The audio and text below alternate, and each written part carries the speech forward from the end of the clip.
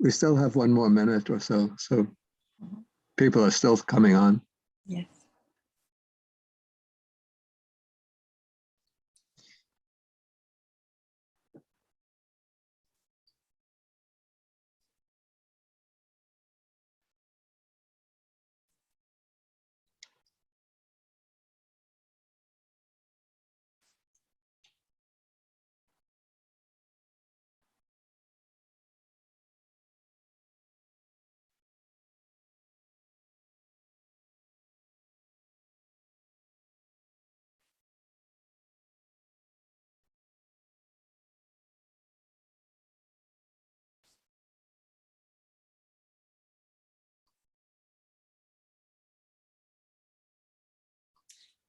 All right, I have noon in Seattle, and so it's 3 p.m. for you on the East Coast.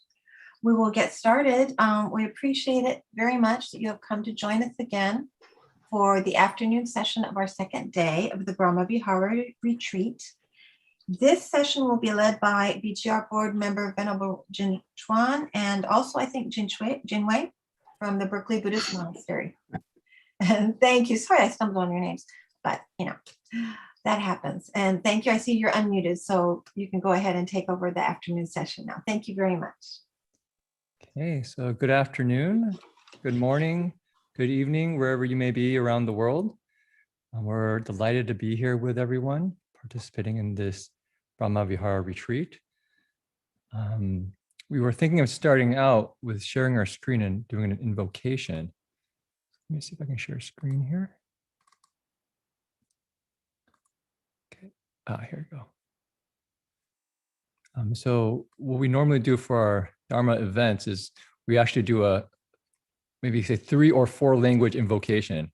We do the Namo Tassa in the Pali, and we do the English translation of that.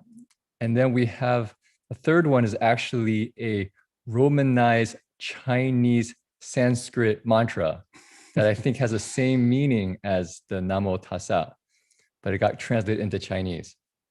So, but this is how we start our kind of Dharma activities. So I invite people who would like to join in, you can, or if you just like to listen, you're welcome to. Namo tassa bhagavato arahato samma sambuddhassa. Homage to the blessed, noble, and perfectly enlightened one. Namo sadanto sucedoye alahadi samya sambuddhoshe. And then next, we invite everyone to also invoke the presence of Guan Shi Ying Bodhisattva, very appropriate for today's topic on compassion because she's the embodiment of great compassion. Her name in Sanskrit is Avalokiteshvara. I hope I got my Sanskrit right, Bodhi. And the Chinese is literally translates to she who hears the sounds of the world. And the cries of the world. And so it's a sense of listening very, very deeply to this pain and sorrow, the deepest wholesome aspirations of living beings, and responding with compassion. And so when we recite her name, it's, you could say, a chance for us to invoke compassion in our hearts. So I invite people, if you wish to join in the chant once you have the tune, or you can just listen. Namo Guan Shi Ying Bodhisattvai Namo Guan Shi Ying Bodhisattvai Namo Guan Shi Ying Bodhisattvai Namo Guan Shi Ying Bodhisattvai Namo Guan Shi Ying Bodhisattvai Namo Guan Shi Ying Bodhisattva Namo Guan Shi Yin Pusa. So everyone just to take 1 minute of silence so people can get settled wherever you're seated. To relax. Body upright.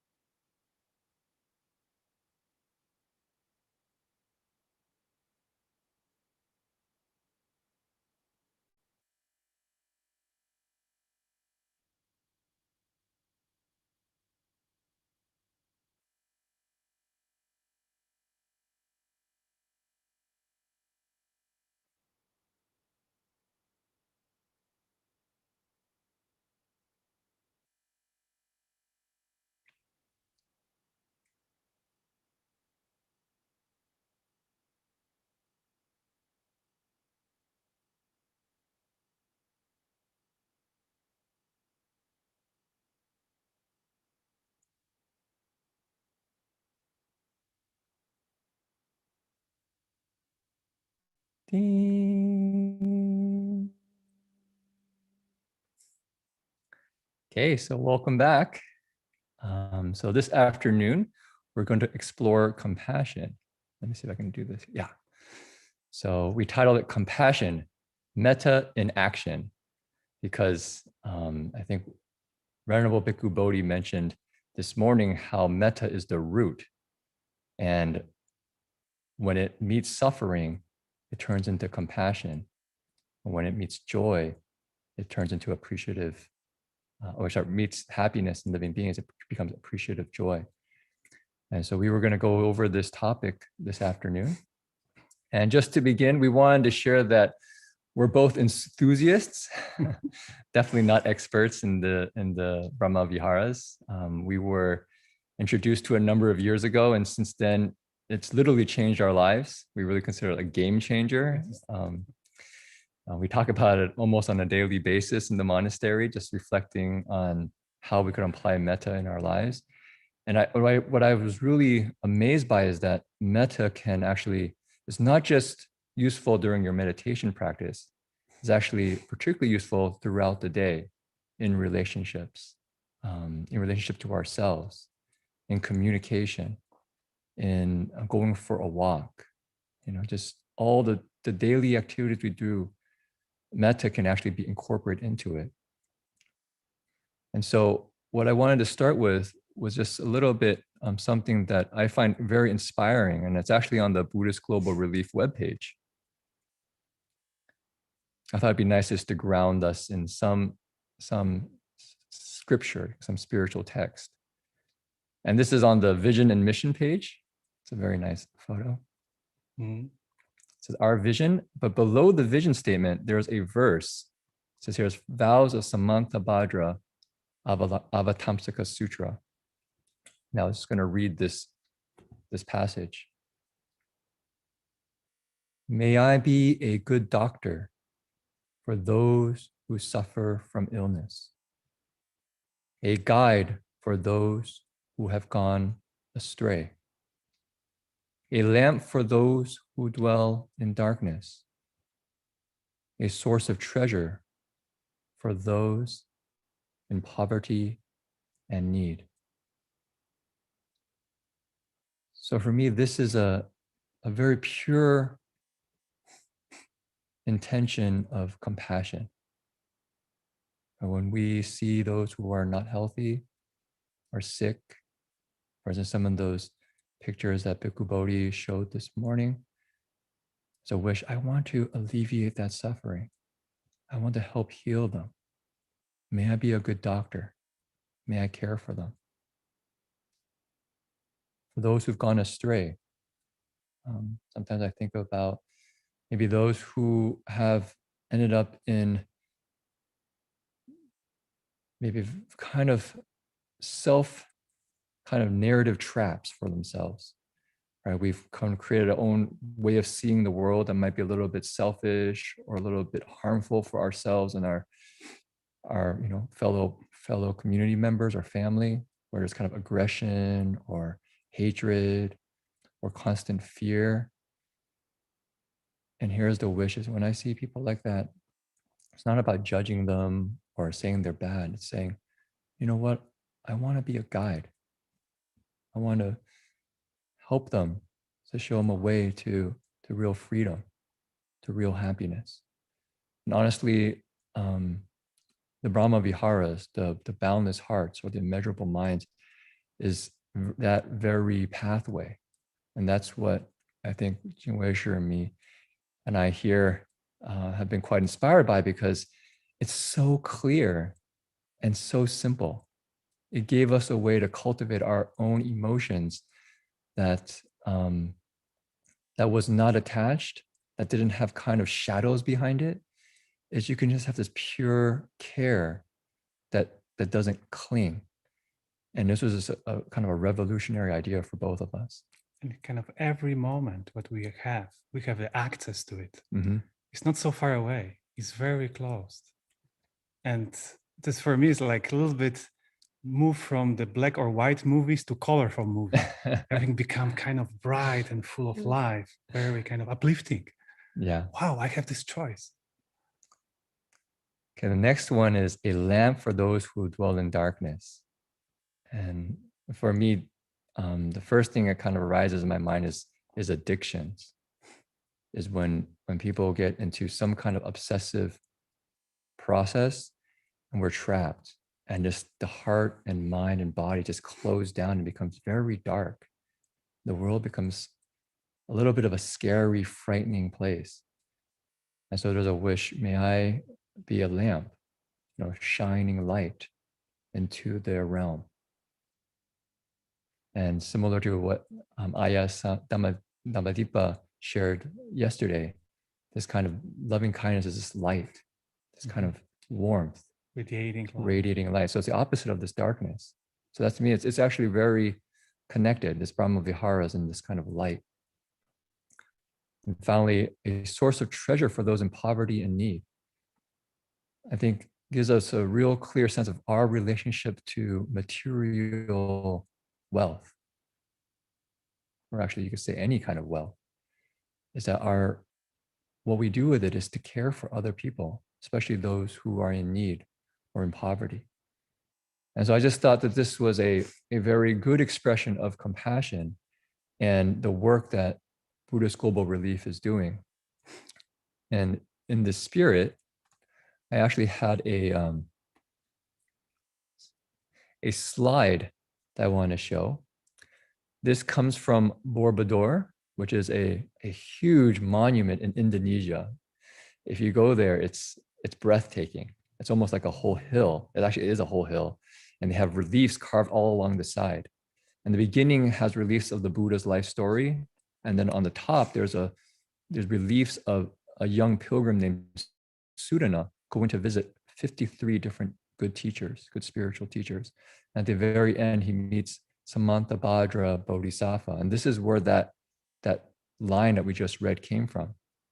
Is Samantabhadra Bodhisattva teaching this young man, Sudana, on how to live a life embodying the 4 Brahma Viharas, a life of service to all living beings.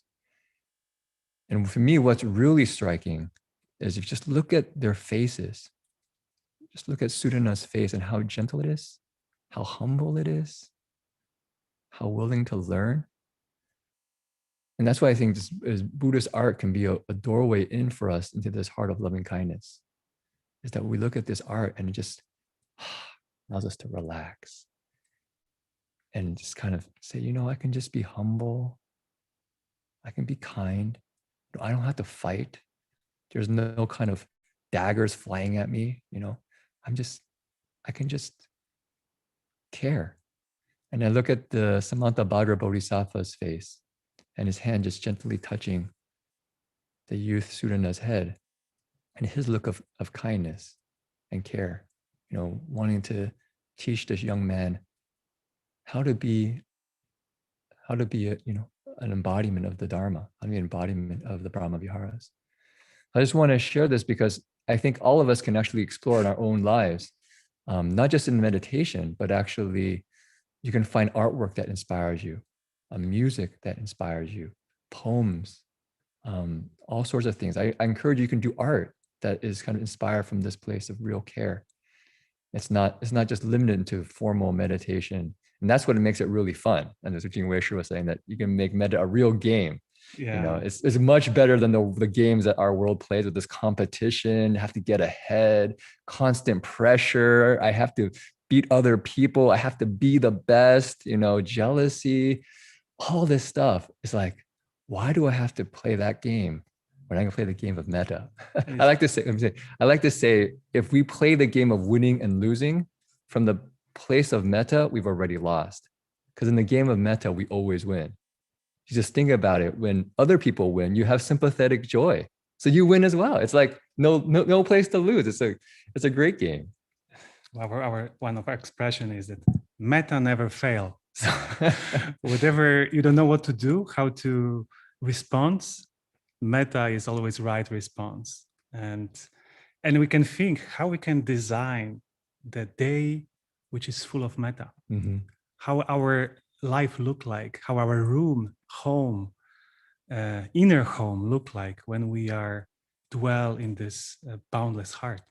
Yeah, that's literally what it means, right? The Brahma Viharas, the divine abodes. So it's a place we can move into. We can redecorate, renovate our actual house that we are currently living into and make it a metta house. Removing what's blocked the metta. Any furnitures maybe are, stuck somewhere on the doorway, and make it metta accessible. So I just want to share a little bit about how my own discovery of metta. I was actually at the 7,000 Buddhas, and 2 Abhayagiri monks were visiting. Abhayagiri Monastery is a Thai forest monastery in the Ajahn Chah lineage. And they came to visit our university, Dharma Brahm Buddhist University. And I asked them a question during the evening. And I said, we have a little bit of a tension. So we have this university campus with, regular university students, but we also have a very strict monastery. And so the students live in an environment where basically 5 precepts is the standard. There's no alcohol, there's no like big parties, there's not much distractions. There's, kind of appropriate etiquette and interactions between genders. And so I said, well, so students often come with this aspiration to live this kind of say pure, in this pure environment, but then their habits arise and they have all this inner tension. What do you recommend? What can I do? How can I help? I'm also a chaplain in the school. And I was struck that both monks immediately responded back with metta. I said, metta? I first thought they might say like good friendship or something, or community. I said, metta. And I said, like loving kindness? I said, yeah. Like, you don't know about loving kindness? I said, yeah, I know the phrases, but I've never really like thought too much about it. I say the phrases to myself. Say, you don't know about that? This is like the best part of the spiritual life. You don't know about metta? You miss dessert. Yeah, right? I was like, well, they were, and usually the Bhayagiri monks have very good deportment, right? They're kind of eyes, nose, mouth, very calm. But they were like actually enthusiastic. And they're like, for instance, I was just in a class in the university, and it was a very exciting class. Students were sharing, I was very engaged. And I could just feel after class, I was so happy. And there's this kind of energy. So what I felt was, how about I just stop and ground that feeling in my body? And he said something very interesting. He said, for instance, how we often hold pain in our bodies as trauma. So we could do the same thing with metta. You can traumatize your body with metta, where it just relaxes and opens up, becomes warm and kind of full. I said, oh, wow, that's really interesting, because I could see the natural tendency for when you're in a kind of happy, excited state is you go out and start talking to people and kind of sharing. But he actually took that energy and just grounded it in the heart, letting it pervade the body. I said, oh, that's very interesting. And the other monk said, but your tradition has so many images, like Guanin Bodhisattva, the Great Compassion Mantra. He said, I even use those things to help me activate metta. I said, I don't actually use the phrases. I just do whatever works. I said, really? Oh. It's like a new perspective on what we actually have at the mindset. I've never really thought about that.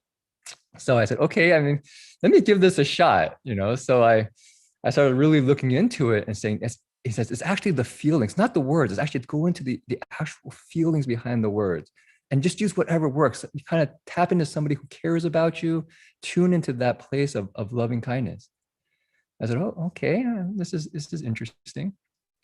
And so then I essentially, what my method was, I should actually tune into my father caring for me when after I got surgery. I was in the hospital for actually a few days on my back and a lot of pain. And my father is one I didn't really think of somebody who really has that much, you could say, care. I always thought him kind of just somebody who takes care of himself. But when he was sitting next to me, he actually moved into the hospital to be care for me next to my bed.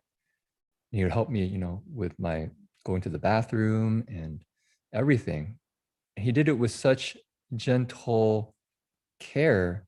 I was like, wow, my dad really, really cares about me. And there was no attachment. I didn't feel like there was any sense of like, you owe me something or anything. It was just, I just care about you. And that really struck me in my heart. And so when I want to continue the metta, I just sit back and I just imagine my father there caring for me. And all of a sudden I feel that safety, in that difficult time when I'm, in the hospital, a little bit afraid. I actually had downloaded some Bhikkhu Bodhi's talks and I was listening to my headset whenever I had to deal with too much pain. Had my father's presence there, and it gave me that kind of feeling of relief. I just remembered, that's that feeling. Yeah, and we definitely started a kind of inquiry what this metta means for us, and it's kind of in vogue because definitely did its work. Definitely some magic there. So it was the kind of chanda, right? The kind of sense of wholesome desire. I want to learn more about it. I want to explore this for myself because I missed some puzzle here. Definitely, I have a feeling. And we have a fortune also to have Abhayagiri monks here at Berkeley Buddhist Monastery. They're coming for the first Tuesday every month. So one time I asked one of the monk, please, Venerable, can you tell me how you practice metta? Because I thought I tried the different methods. I try to use the verses, but I noticed they have tendency to be kind of over intellectual. Somehow I cannot connect to my heart. Maybe my heart actually shut down to some extent. So how to open my heart? And he says, and look at me, and I don't exactly remember how he explained it, but I can give you a sense that he says like the emotional landscape behind the verses is similar important like a verses itself. They pointed out and invoke ignite some feeling in our hearts. Mm-hmm. But not always, maybe some phrases do this for us. So he says, for myself, I use just one word, gentle. Gentle. It's gentle. Anything arise, any difficulty, any irritation, when the kind of inner tyrant always ready to criticize us, to judge us, appear, I can just relax into the body, kind of soften, and the gentleness become a kind of reminder, as a kind of mantra, co mantra, to open up the access to the heart. And I can say, okay.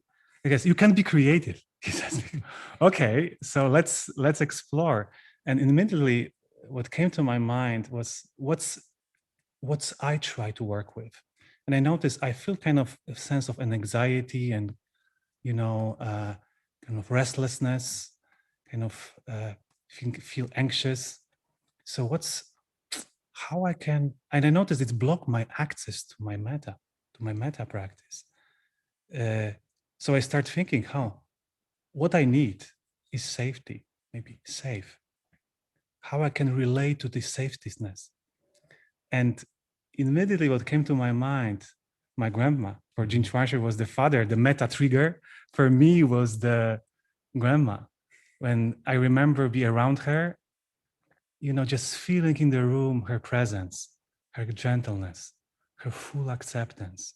And I can feel it in my body, how it is be loved truly, unconditionally, without any expectations. And I can tap into it. Okay, now I know. I start learning something. And I start using this even to connect to the verses. So I can like begin my meditation, like ignite this small spark of metta and kind of explore, expand it out.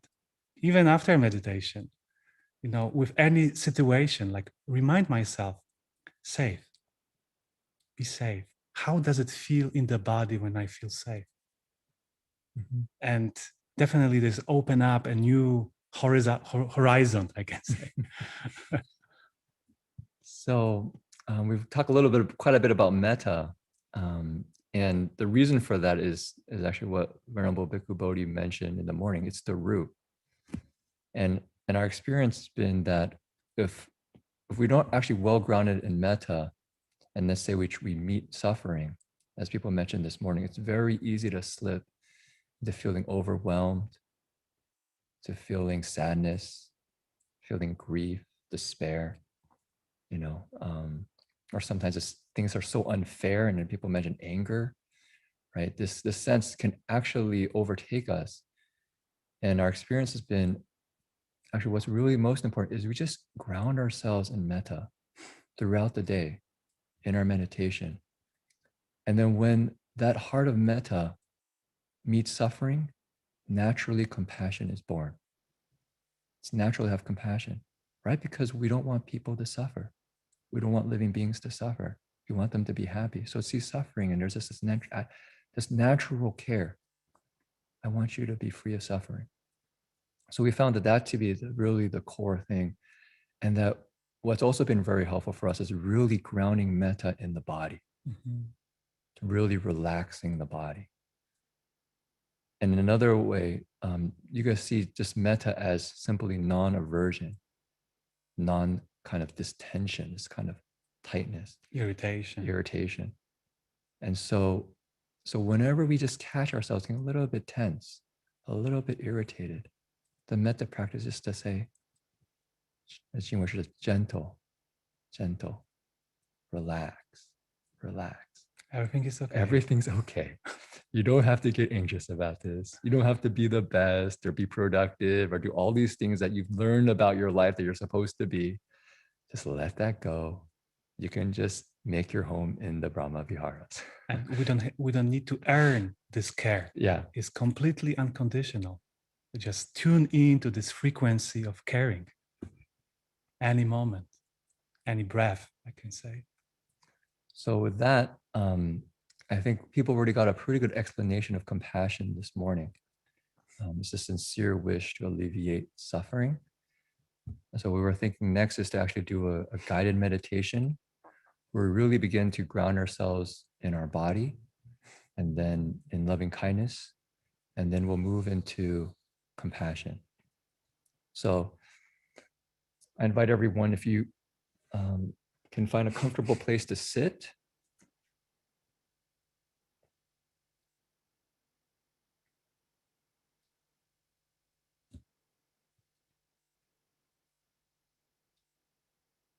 What's really important is you want your feet flat on the floor, or if you're cross-legged, you can sit cross-legged on the floor.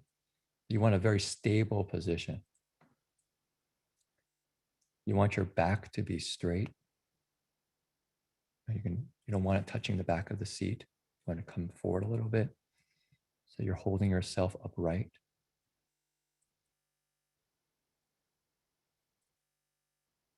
And then you want to just completely relax the body. What I find helpful as a contemplation is imagining a string pulling me up from the top of my head, and my whole body dangles from that string, relaxed.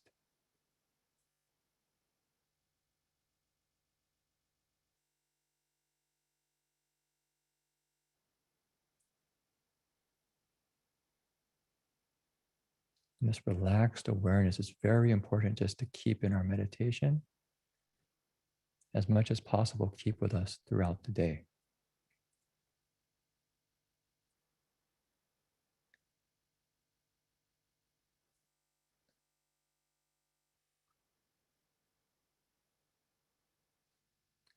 So see if you can breathe in, making sure your spine is upright and aligned, but not forced. And as you exhale, completely relax.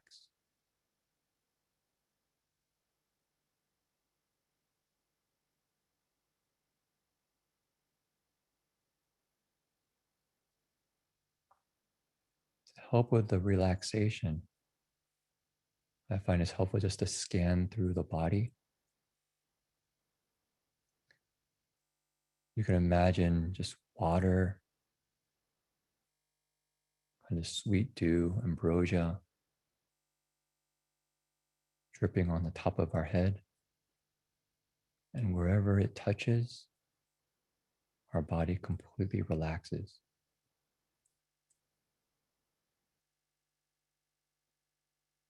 So relax the top of our head, coming down to our forehead.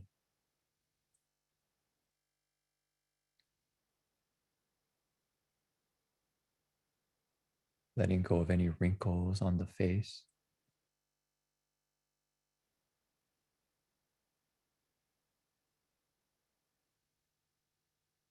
Water comes down to our eyes. Relax the muscles around the eyes.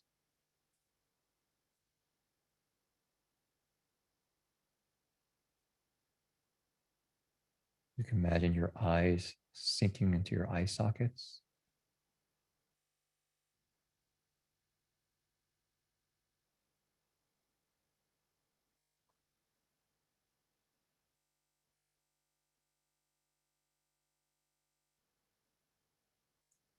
And then coming down to your cheeks. Relax your cheeks.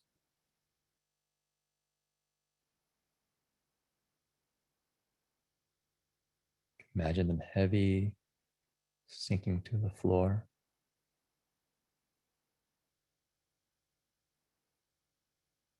Relaxing the jaw.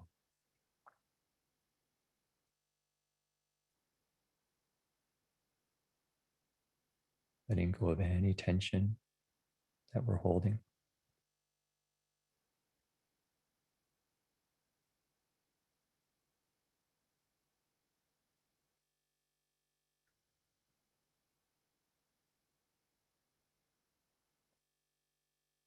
Kind of carrying awareness, scanning through our body, relaxing, letting go. Down to our chin, our neck, to our shoulders.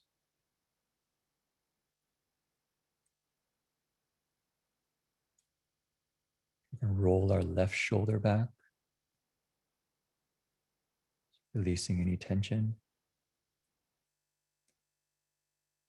And then imagine our left arm heavy, like there's a weight on our left elbow.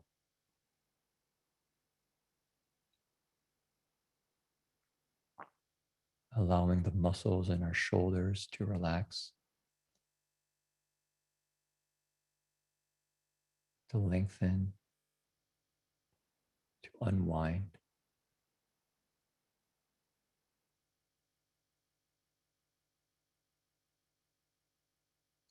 And then for our right shoulder, you can gently move your right shoulder, releasing any tension.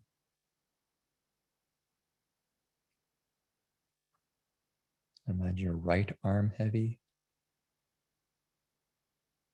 like there's a weight on our right elbow. Along our right shoulder to relax, for the muscles to lengthen and unwind.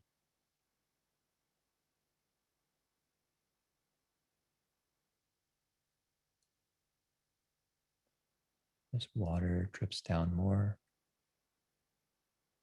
reaches our chest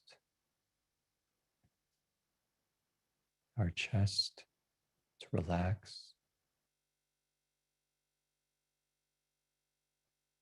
allowing for a full breath.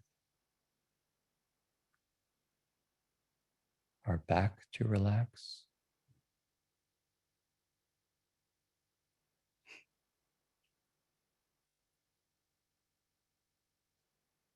This time, you can check in with your posture. You breathe in, so you can make sure your back is straight.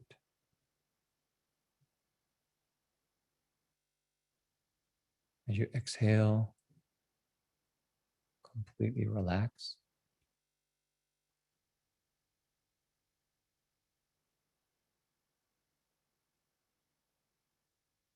And the water reaches your belly, your abdomen. Just let any tensions in your stomach go.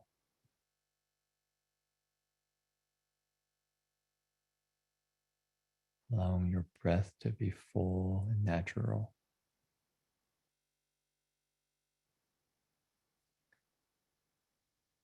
Just use enough strength to sit upright. Relax your entire body. Imagine the water running down your arms,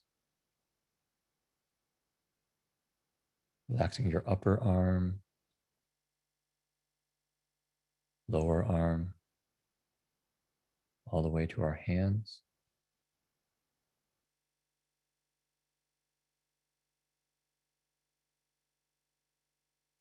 And the water runs down to our waist, down our legs, our thighs, our knees, all the way down to our feet and our toes.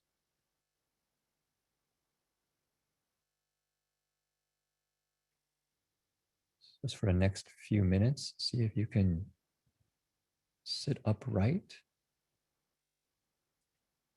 and be completely relaxed. I often find it's helpful to tune into the breath.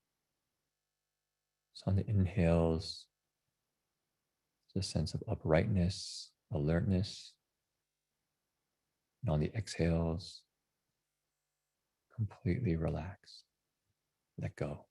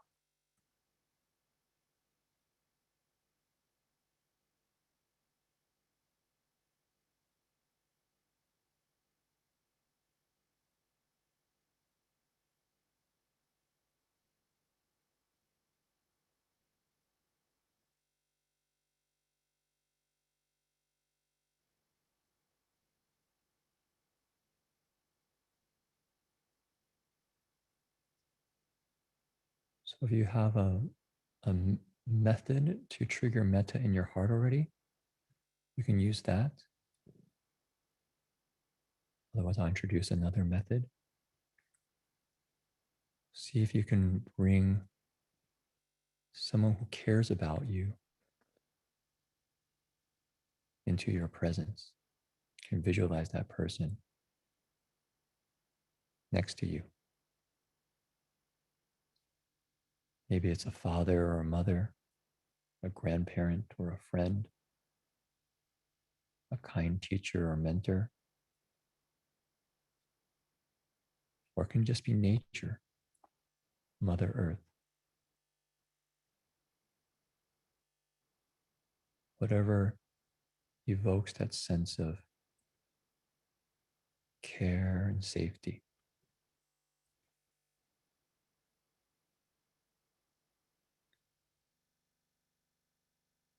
Just imagine yourself in that person's presence, their gentle smile, their caring regard, their unconditional support.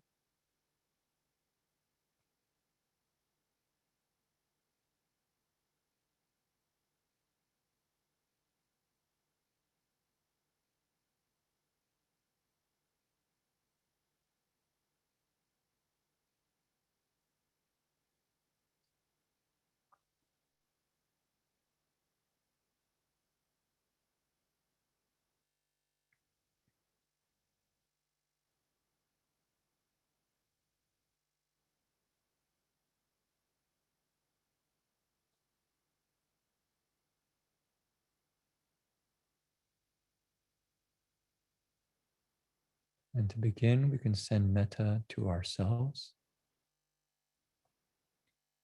You can use your own phrases. I'll share the ones that I use.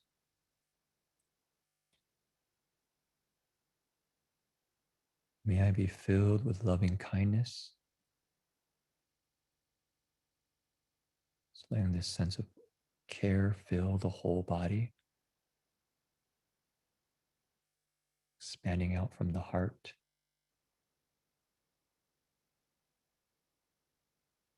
Their whole body is just permeated with this loving kindness.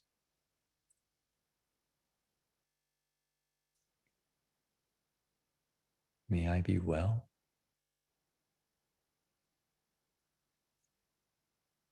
So I'm physically and mentally healthy.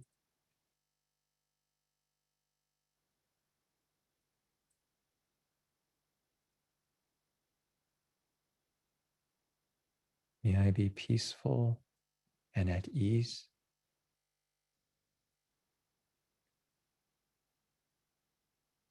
That's relaxed in body and mind, completely at peace.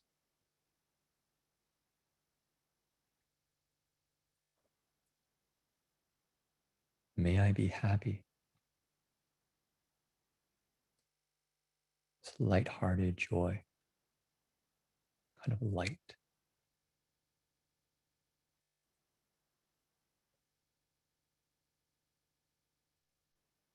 See if you can just tune into this wish for loving kindness for ourselves.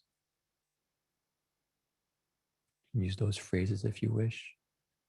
Or you have another phrase, you're welcome to use that.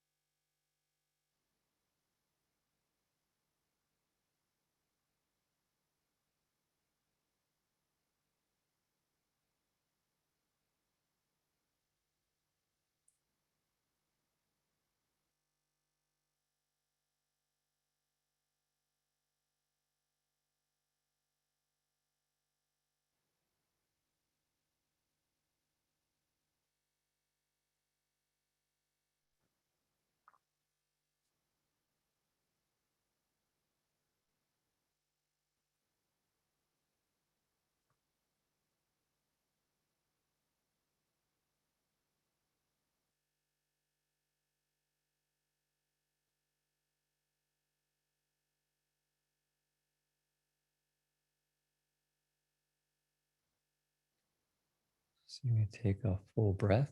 So breathing in, sitting up straight, exhaling, relax the body. Now we'll move to compassion. So see if you can think of someone who's going through some difficulty, some hardship. Perhaps they're going through some emotional difficulty. They're anxious, lonely, afraid, or just caught in this constant anger, state of anger.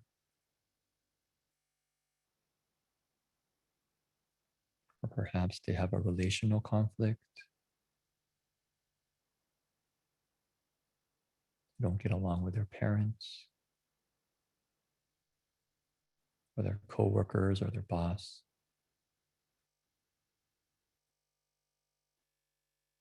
Maybe they're in financial difficulty. Not sure if they can pay the bills.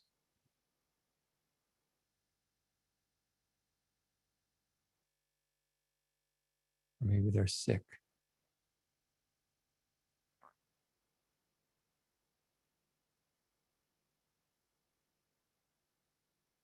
See if you can choose somebody who's going through some difficulty, but maybe not someone too close or going through too much difficulty that it becomes overwhelming for you.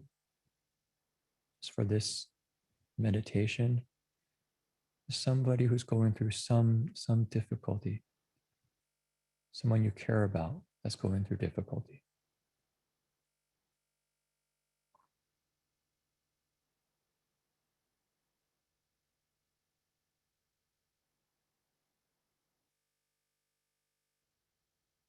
See if you can visualize that person in front of you. Imagine yourself in their presence.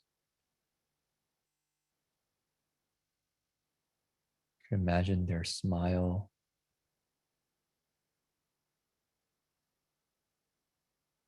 or their smell, or their sound.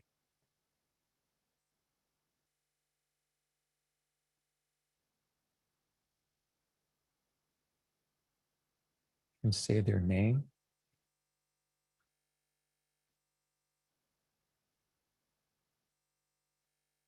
See if you can call that person's presence in front of you.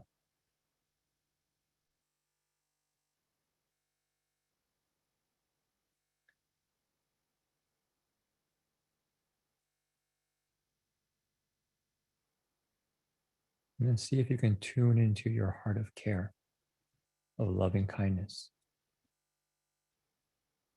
wishing for their well-being, wanting them to be happy, safe, protected.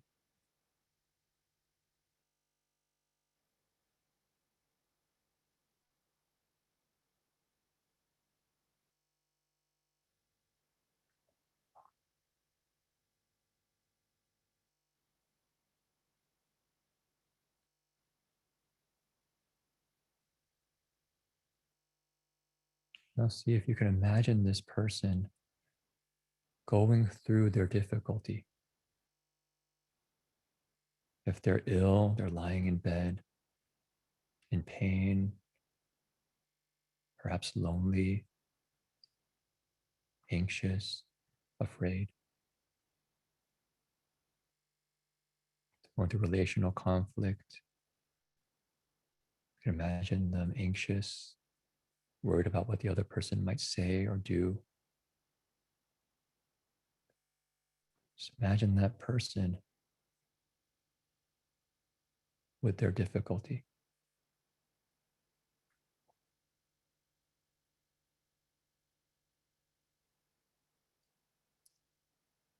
And see if you can empathize with them. Really feel what they're going through.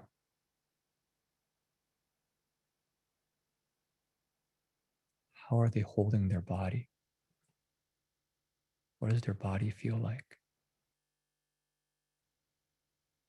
How about their heart? What emotions are arising? The thoughts, the worries. See if you can just tune into that experience, that difficulty. Remember, you don't want this to be too strong. Something that you can actually just empathize, but not be overwhelmed.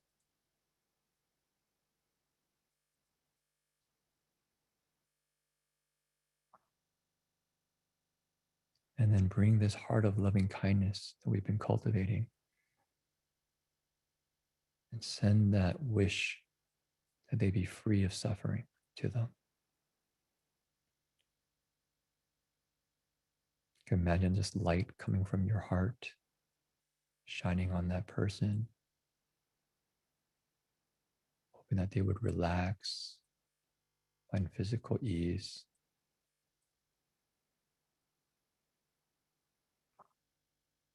You can just use a phrase. The standard phrase is, may you be free of suffering. If you want to come up with your own phrase, you can. Something like, I care about your pain and sorrow. Just simply, I'm here. I'm here with you. Or may you hold your pain and sorrow with compassion.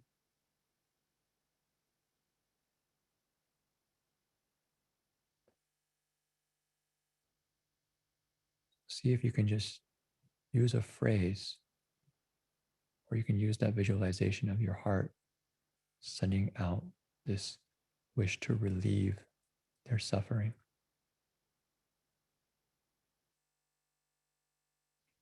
Do that for a few minutes.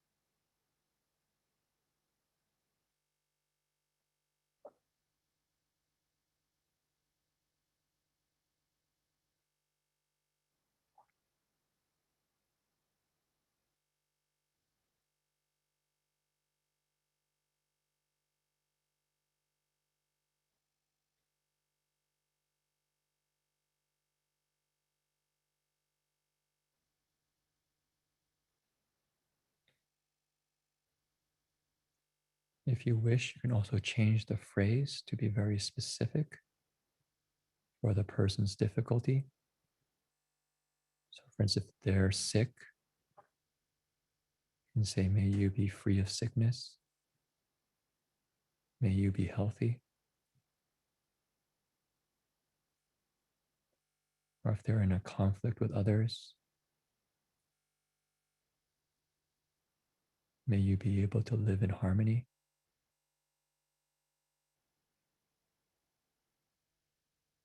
You can try that if you wish. Just making that wish very specific.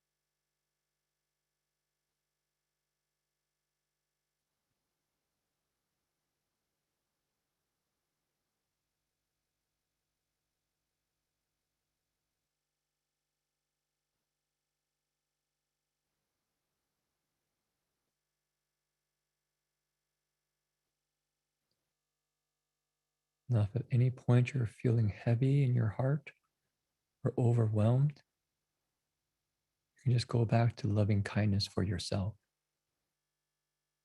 to kind of refresh, to renew. And then when you feel ready, you can go back to sending compassion to the other person.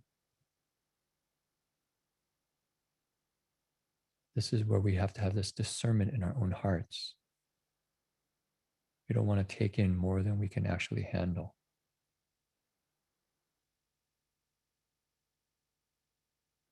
So as our foundation in loving kindness strengthens, then our ability to hold suffering also expands.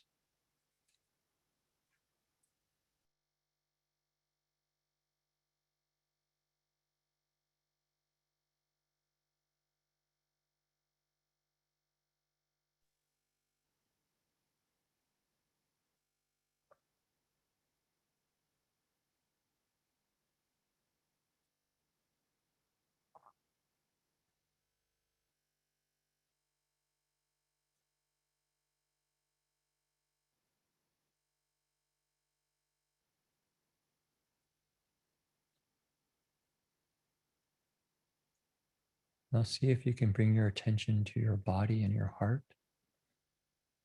What sensations do you feel? What emotions do you feel?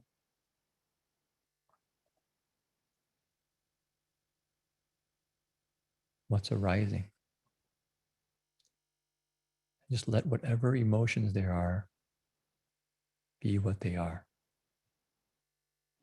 Just hold them in this relaxed, caring awareness. No need to judge them. No need to change them.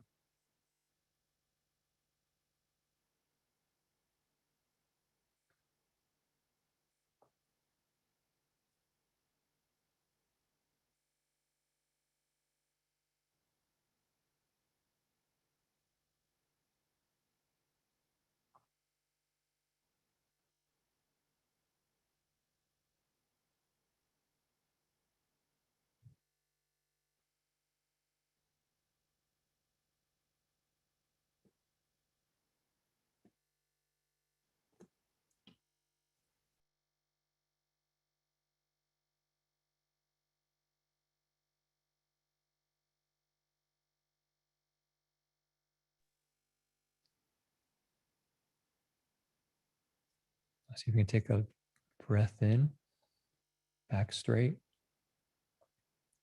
Exhale, completely relax. See if we can bring this compassionate awareness to ourselves. Are there any hardships in our own lives? Maybe inner difficulties, things of anxiety or fear or worry, or anger or frustration.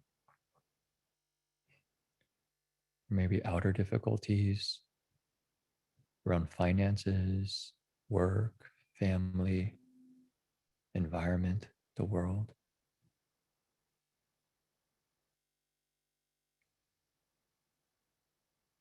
So imagine ourselves going through that difficulty. Maybe we didn't get enough rest. We just have so much to do. Feel stressed.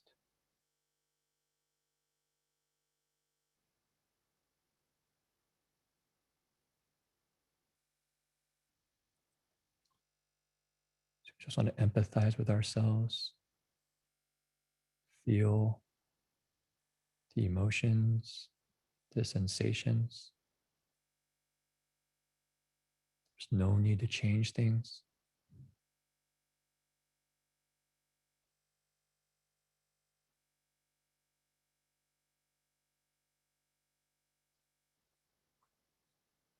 And see if you can direct a metta phrase, a compassion phrase to ourselves. May I be free of suffering. or I care about my pain and sorrow. I'm here, present with myself. May I hold this pain with compassion.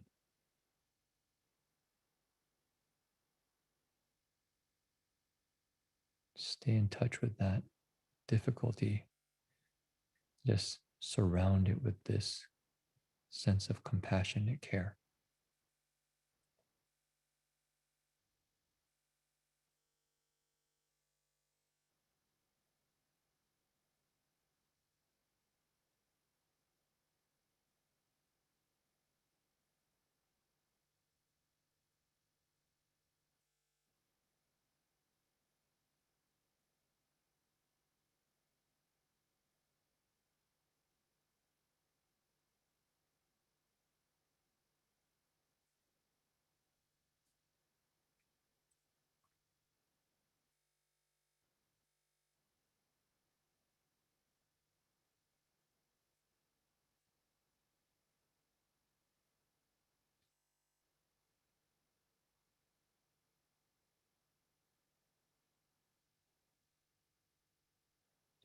Or can you just use a phrase that points directly to what we're experiencing?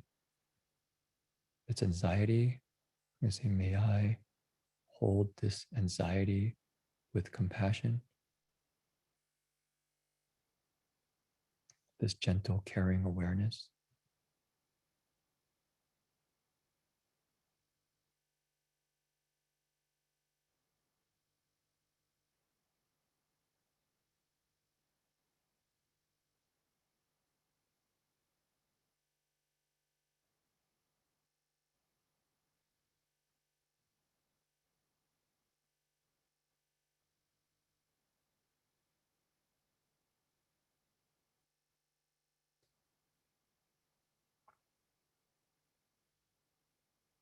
Welcome everyone to just take a deep breath in.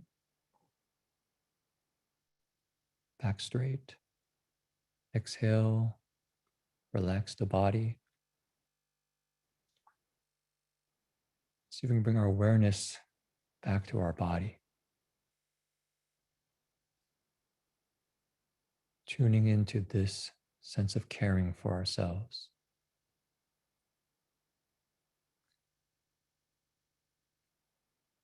May I be filled with loving kindness.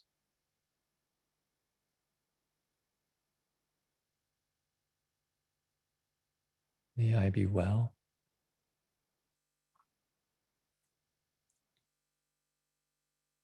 May I be peaceful and at ease.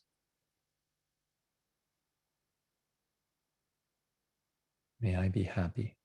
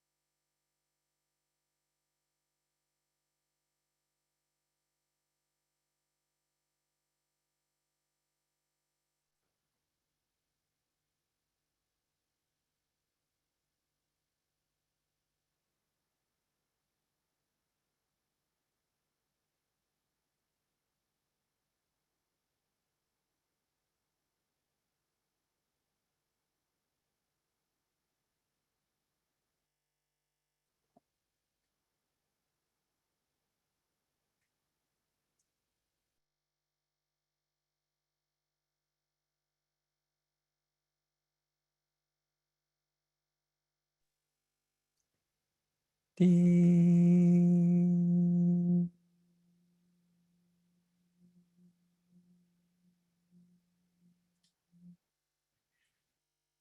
Okay, so welcome back.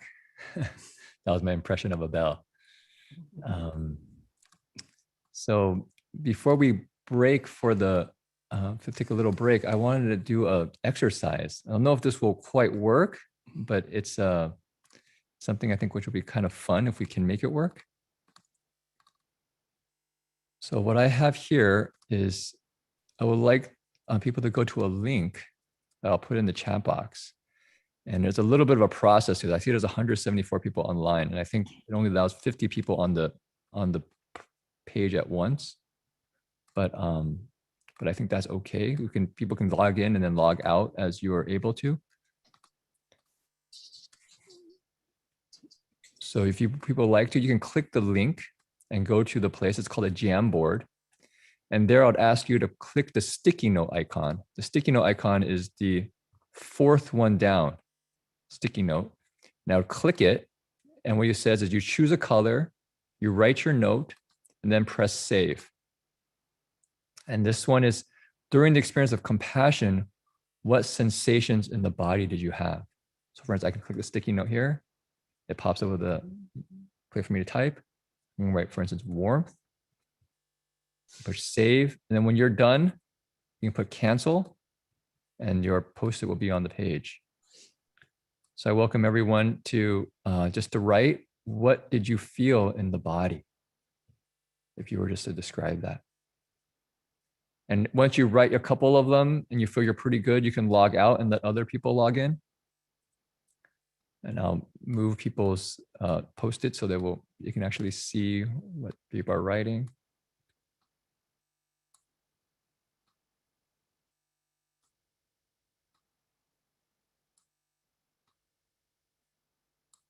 Very nice.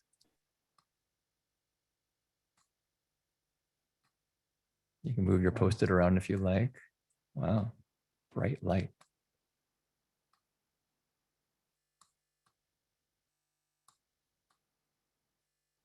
Okay, good. So we're doing body sensations here. I can see people are already catching the emotions. You can drag your post-it wherever you like to give it a little bit of space. You can also turn it to make it fun if you like. Use that little meta playfulness. Definitely meta is playful. Yeah, definitely meta is play. Meta does not take life seriously. Let's just be very clear. If we take life too seriously, we're not in meta. Let me just see if I can make the screen show the whole Jamboard. Actually, I think it's showing. Okay, so the compassion thing got moved to the bottom. So this is page 1. Okay, I'm going to go to another page now. And you can click this arrow on top to go to the second page, compassion and emotions. So here I'd ask people if you can write in, what emotions did you have? So you could say, for instance, like love, right? Save. And then you push cancel. So you have to push that little arrow on the side there on top to move from the first slide to the second slide. Oh, I don't know if people can actually get there. So first slide to the second slide is a little bit tricky. It's working. It's working. Great. People are getting here. Tenderness, numb, sadness and tenderness, caring. Numb. Interesting. Grateful. Grateful. Heart edgy. Peaceful. Sadness. Numbness. Patience. Interesting. Gratitude. Kindness. Encouragement. Happiness and love. Hug love. Huge love. That was a huge love. Huge. It could be hug love too. Hug love not bad. Okay, great. Okay, so people moved the whole thing down. Yeah. No problem.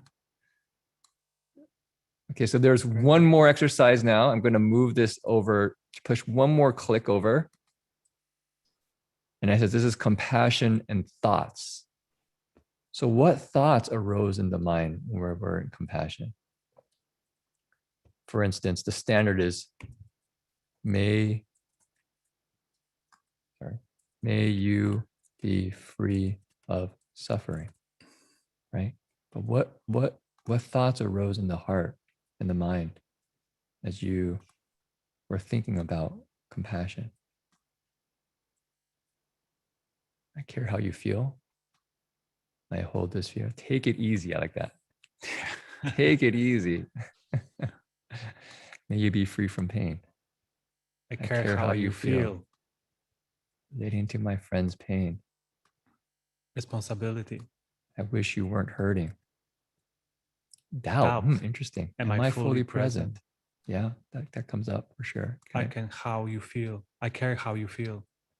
May you face this task with strong resolve and a clear mind. Wow, that's a really good wish. Be peace. Okay, so really appreciate everyone filling this out. And you can keep doing this if you want on the break, and you can look at other people's writings. What I can see here is this is a chance for us to, you can say, learn from each other, to hear, see where each person is at, how do we experience this? And the idea is, isn't it be about right or wrong? It's about saying, okay, so this is how other people are experiencing it. So how do I discern this in my own heart as we're going through these days for this retreat, as we begin to kind of discern, open this place of the Brahma Viharas in our own heart, is as we start to look at this, we start to see certain patterns that we can learn from other people and in ourselves. And I think this is actually a very useful exercise. So we can see create the field of compassion, right? How Mhm. many of us care here? Yeah. What's happening in our personal lives, our friends, in the world? This is, I can say, real capital, real treasure. Yeah, for sure. So you can see this is the emotions page, and this is the body sensations page.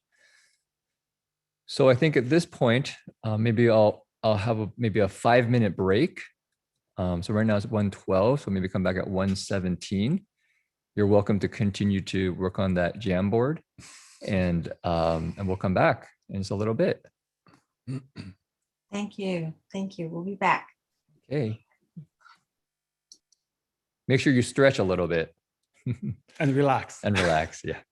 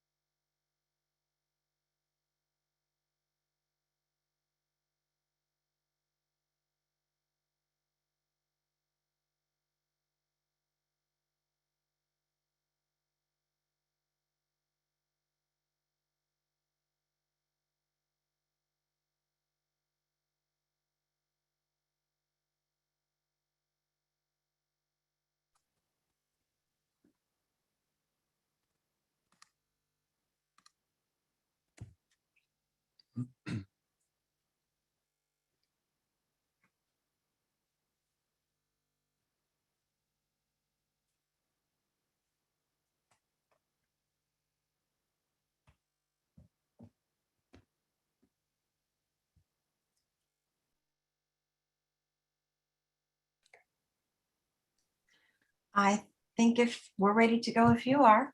Okay. Okay, great. So good to see you back. Can kind of feel more grounded in metta and in compassion.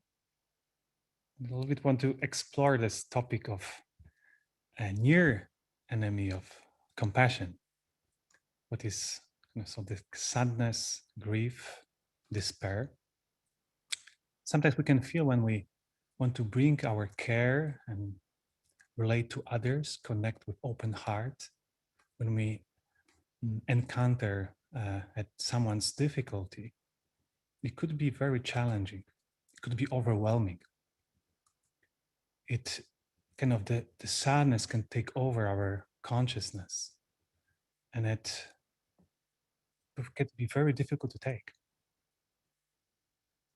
And if we are maintaining this kind of emotional turmoil, it can even lead to the kind of sense of compassion fatigue that we call, right? It's very drowning internally. We can feel exhausted, we can feel depressed, hopeless, and even kind of losing the sense of purpose.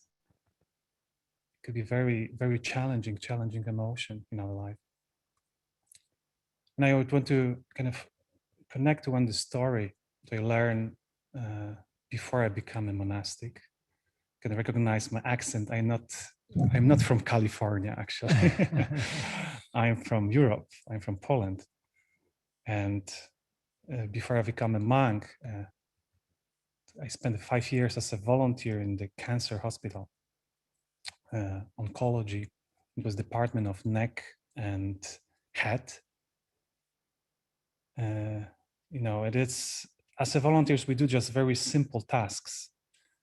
We try to bring our kind of caring presence, keep a small chat with patients, maybe bring little entertainment, that they hours after hours, they have to stay sometimes alone in the rooms and do some very simple activities. And I remember one of my first days when I have to be by myself in my shift in the hospital. And we had two parts of this department. One was when the patients were under the kind of treatment, chemotherapy or radiation, and the second part of the department was the patients who are waiting for surgery or after surgery. So I went to the surgery section, opened the door, and you never know when you go into the room who you meet. And so it's like a little bit anxiety, not a little bit, a lot of anxiety. One was my first experience. Meet someone who is in very difficult situation. And I came to this room, and the woman who I met started talking with me, a very small chat. And for maybe 5-6 minutes, her head was kind of turned. She didn't look at me, look at the window. And I recognized that she had just surgery, and she was maybe embarrassed even, or feel fear to show her face. And after a while, she looked at me, and I noticed she doesn't have an eye. And the face was a little bit deformed after the surgery. And I felt it like, oh, my body was start shaking. It was, wow, it's too much. It was very overwhelming, very kind of difficult to handle. Have a kind of question in my heart, what I can say, what I can offer. It's too much. And I remember after the small conversation, maybe after 20 minutes, I decided I have to leave. I cannot handle anymore. It was too much for me. And at the time, I was not so much exposed to metta. I have a very kind of, a lot of good intentions to be with people, offer my support and care. But it takes me a long time to kind of feel more comfortable in this place. And learning from metta right now. I'm seeing how much actually we can offer, I could offer at the time too. But this care coming from this heart of metta in myself first is very rooted in metta. When we're saying the compassion is the metta meeting suffering, when I have this metta, when I have this kind of relaxed, caring presence, and I meet someone like her, I can offer my kind of caring, gentle presence there, right? I guess so valuable resource what we have. We can offer our attention to other beings with kind of care, with softness, with gentleness. And sometimes, often I spend many hours in the hospital without saying any word or few words. I just listen or just sit. And I notice it's actually make a huge difference on some people, not everyone. But definitely it was not easy. And I have a few breakdowns when I volunteering there, because I didn't know how to handle those heavy emotions when I met the suffering. Mm-hmm. And the second story I want to share, it was happened maybe, I think 3 months, Yeah. 3 months ago. As we told, we are meta enthusiasts. So Yeah, we did definitely.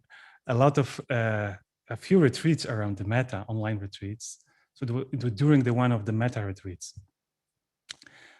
we heard this kind of screaming, very loud voice, just here and next to our building. What's going on there? No, we came out with Jin Chuanshi, and we see this woman. She was homeless, definitely can tell, and she was in kind of, I don't know, very difficult mental state. You know, kind of screaming. You see, there's no connection with anything, just in intensive pain. I can say so. She was actually just right outside our door here, Mhm. and it was interesting when she was screaming. She was screaming at somebody, like really arguing about somebody. Like you're using all these explicitives, you know, and it was like really harshly yelling at somebody. And I just remember that this is this very strong vibe coming from basically our front door. Yeah. Under where our senior monk here lives. He's right above him. Yeah. Yeah, and it's like, okay, so we stand kind of not far away from her. So what to do, how to respond, right? What we can offer. And I fear that, okay, we are in the metta retreat, right? So first, relax in my body, kind of find this kind of place when I can be gentle, find a place I can release any tension, and be very careful that don't follow any potential aversion that arise. Just relax. You know, seeing her in the front of me, you know, oh, I can imagine she's actually right before that, we walked to the side, which we knew what was going on. And then I remember Jing Weisher said, okay, what should we do? And I was like, I don't know. My tendency is actually just, if I don't know what to do, I do nothing. Well, he's like, she's actually in our front door. So we actually can't get really into the building, you know, and it's right under our senior monk. And so it's, you know, he's a very more elderly monk. So it's just yelling, you know, these words. And she's like, maybe we should talk with her. I was like, really? We should talk with her? Said, okay. So what are you going to say? He says, how about this? How about you send metta? You just stand on the side and just send metta. I said, okay, I could do that. I could just stand there on the side and send metta. But I didn't think where she was brave. He's going to go talk with her. Yeah. So like, okay, I have to carry my mat. I try my best. And I very try how I can express my respect to her, deep care, recognizing that she is in probably feel very lonely, in very intense, difficult time in her life, living in the street, being rejected many, many times. But at the same time, she's on the way to our door. And she's all her stuff there, you know, all the stuff ready to camp out. So I just very gently, excuse me, it could be possible if you can move a bit because we block access to our door. And I try to be very in metta in this moment, in this heart. And first, what I noticed was interesting, this being in the meta field and connecting to her, it gives kind of fearless to some Yeah. extent. I can relax. I connecting to living being here who is in suffering. It's not obstruction what we want to, take away to some extent.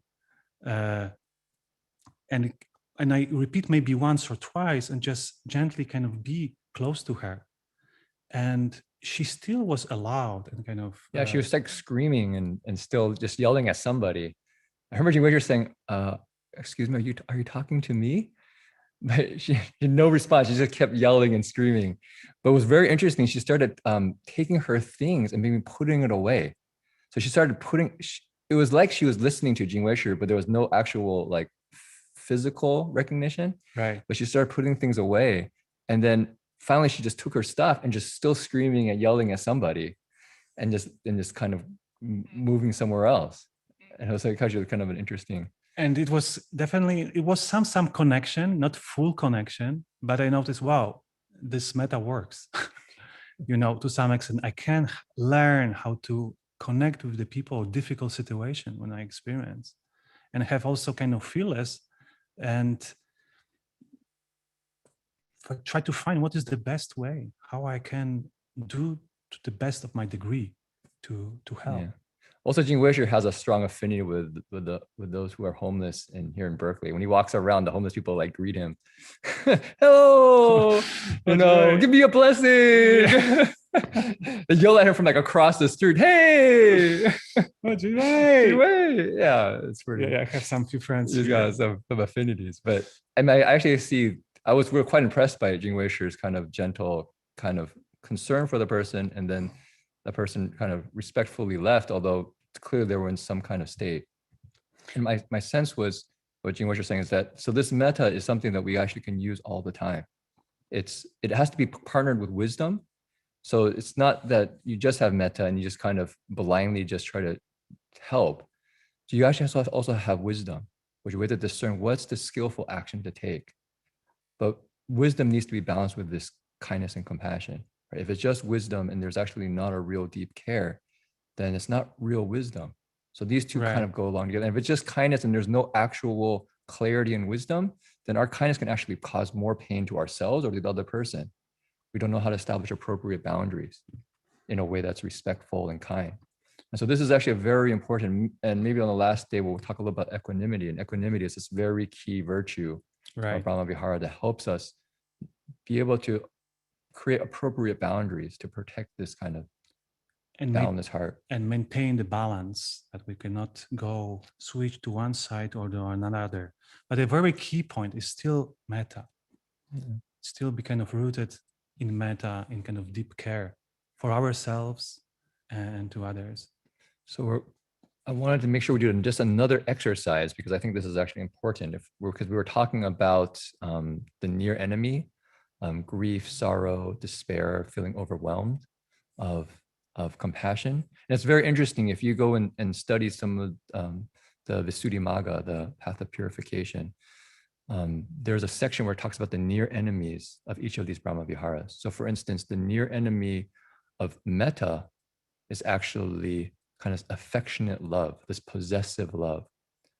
So Venerable Bhikkhu Bodhi mentioned in the first day about when we first start with metta, we might not want to pick somebody that we actually have some maybe possessiveness with, because that sense of warmth and care can easily slip to actually attached kind of care that actually has expectations and narrows. But what my sense is, when you actually start paying attention to our heart, we feel the difference. We know when the heart slightly contracts and it wants something, it expects something, it feels like it owns something, right? Versus completely relaxed, open. I allow you to exist as you are, and I care about you. It's an interesting. It's just, we actually have. That's why to me it was so amazing when we started talking about these Brahma Viharas, that we actually can sense it in our hearts and in our bodies. It's not so far away. We just often don't pay attention. So compassion is sorrow and grief. And this is also very helpful because oftentimes we associate compassion with sorrow and grief. Like when somebody is in pain, we feel like we have to be in pain too. And that's actually not compassion, that's just suffering. And so the spirit of compassion is actually, it brings this sense of strength, of kind of courage, this kind of, as Jing Weisher said, this fearlessness, this warmth, right? So this is compassion. It doesn't, what happens oftentimes with sorrow is that rather than really caring about the person, we identify with the empathy, we empathize, and we feel the pain inside ourselves, and we want to get rid of that pain inside of ourselves. And we can become very anxious. We have to get rid of that pain, and that's too much pain. So I feel overwhelmed. I feel anxious. So we've lost that real pure intention of loving kindness and compassion, and we move to focusing on some kind of irritation or other experience, other emotion. So this is why it's a training. We have to kind of be able to nurture our heart in this way. Appreciative joy and equanimity is going to be later. And so I want to do this exercise, and then maybe we can do the Q&A after that. Is actually, so I said, is I think we actually know the difference. So imagine, just maybe give people 2 minutes. I'm going to read you a prompt, and I would like you just to imagine. If you want, you can sit up maybe straight again, just kind of relaxed, and see if you can just imagine this situation. Okay, so imagine someone you care about deeply going through tremendous suffering. So maybe it's like a parent terminally ill, a pet that's old and dying, a friend that's depressed and angry, maybe even suicidal. You can just imagine this world falling apart, the environmental damage, the kind of wars that have been going on. Now just imagine yourself lost in that pain and suffering. You feel overwhelmed, helpless, unable to do anything as they suffer. Now, how does this manifest in our sensations, emotions, and thoughts? So that people just spend, maybe, I don't want people to get too involved in it, because the idea is not to get ourselves overwhelmed, but just to see if you can just tune into that experience. This is just an exercise. See if you can tune into that experience a little bit. And I'm going to show another Jamboard.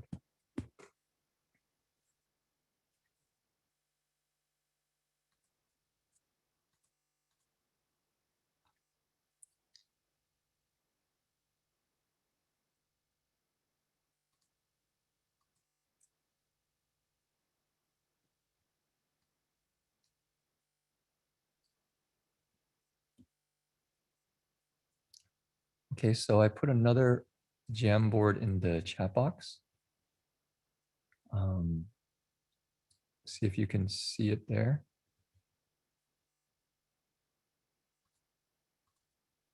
I'll put the share screen. So same procedure. If you can just put something in the body sensations. And if you want, you can switch arrows on top to go to emotions, what the emotions feel like. And finally, the thoughts that we have when we're filled with grief or feeling overwhelmed.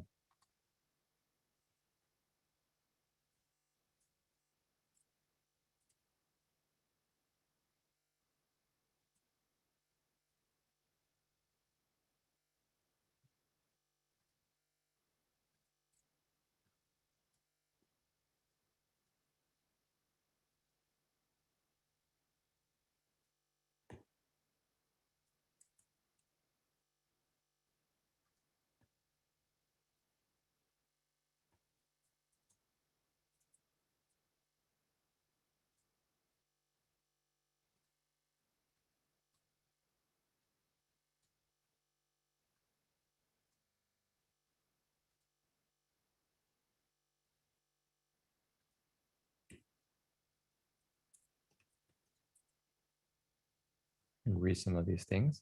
I'm actually quite struck, if you notice, people actually have a lot of things in the body that they recognize. Ache in chest, crying, severe anxiety, Pain and lightheaded. frustration. gut pain. Ask Pounding heart. Guanyin to help. Ask Guanyin to help. I love the body sensation. You can have that be a thought. Numbness. Numbness, heavy heart, throat constriction, tears. Severe anxiety. So what I wanted to just point to, what I found extremely helpful is actually the body. What I've often found is the body does not lie.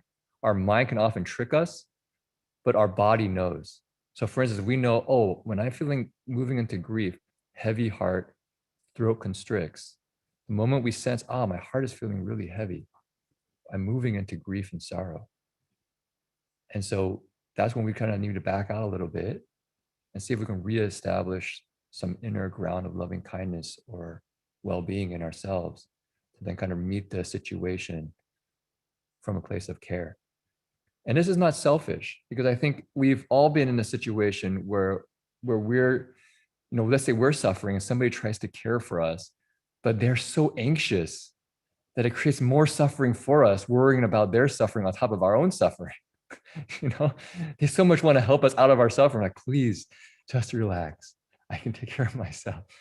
And so this is not selfish to actually say, okay, I'm a little bit over my head here.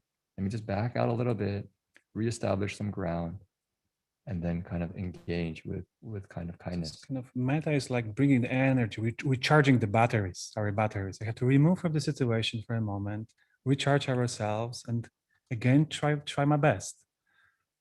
You can extend this sense of caring and connecting to someone. So here, I just wanted the last thing I wanted to do, I just wanted to compare here so people can actually just see. Of course, there's some overlap perhaps, but you can actually see the differences, right? These are the body sensations for sorrow. Arms feel heavy, red face, right? Contracted. I think contracted is a very good marker for when we're moving out of the boundless hearts. The boundless hearts are supposed to expand and be, boundless. So when we feel contraction, the heart's going in a different direction. But rather here, this warmth and softness, there's kind of, there's here, they also have pain and tightness in the heart area. You can kind of see how that works. Light and tingling, right? Kindness. So you can see this is the sensations for compassion. And then if you look at the emotions for compassion, you just compare the two. You can see that here it says sadness, grief, deep frustration. Here there's actually some sadness, but look, there's also gratitude, hope, generosity, caring, confidence, right? Deep tenderness, it's nice. Hurt, achy, tender. And then if we look just on the third slide around thoughts, this one got deleted somehow, but some people put some more up. May you be patient and determined in reaching your goal. So here's, I give up. How can I possibly get rid of your pain? I'm here for you. That's a little bit like, I would say, the thoughts of compassion. It's all hopeless. Be present and offer them your heart. Yeah? So this is just an exercise. As I said, I'm aware of trying to say, okay, right, wrong, because I think we all need to discern in our own heart and reference other people's experience and really observe when I have this thought, this emotion, this sensation, does it lead to my well-being in the short term and the long term? Does it lead to the well-being of those around me in the short term and the long term? Right, this takes some discernment. This is where wisdom arises. But I'm just hoping that this exercise helps us kind of tune a little bit into our heart. Okay, so maybe just that much. I don't know if we want to just move into Q&A. I see we have till 2, and we have the video at the end, so maybe like 15 minutes of Q&A. And I have a few leftover questions, so I would like to Sure. at some point get to some of these too that people are sending in on chats, because I don't think everybody's able to do the raise hands thing. So we're getting some questions in email in the chat function. So I don't know if, you want to do those first or jump in with the hands that are coming up now. Okay. Mhm. I see Laura. Okay. Or would so- you like to call on people, Carla? Well, do you want me to go with the ones that are in the queue already or with the people that are coming in now? How about we take alternate, one in the queue, one in the Okay. room. Okay, I'll start with the queue then. Someone says, is it normal or acceptable to cry during metta meditation? Even if it's not out of sorrow, could crying be harmful in my practice in any way? And I think we've sort of addressed that, but maybe just a word or two of direct addressing that issue. Tears. Tears. Are they a bad thing when Yeah, you're are they sitting in bad thing? meditation? I don't think tears are a bad thing, but I think, as I mentioned before, we have to discern what's going on with those tears. Sometimes tears come because of a renewal. For instance, we might be meditating or might be practicing, and we recognize something we've done wrong in the past and the pain we caused other people, and that brings tears to our eyes. At the same time, we know, what? I know better now. I won't repeat that.